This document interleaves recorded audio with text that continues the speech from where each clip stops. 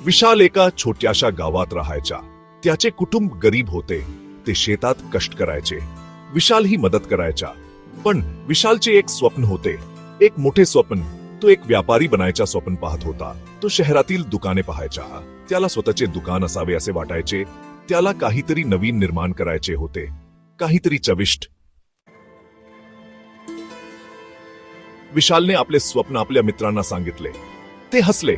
तू व्यापारी? ते त्याला चिथावणी देत होते. तुला तर पुस्तकेही घेता येत नाहीत.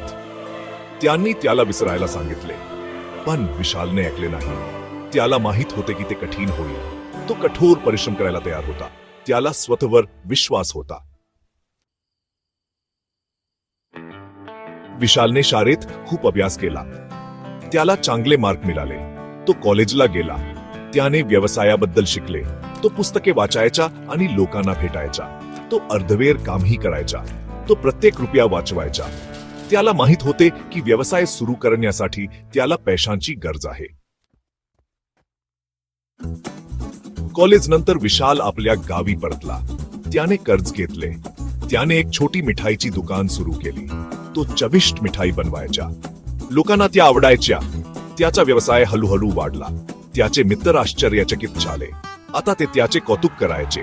विशालने त्यांना चुकीचे सिद्ध केले होते. त्याने आपले स्वप्न साध्य केले होते.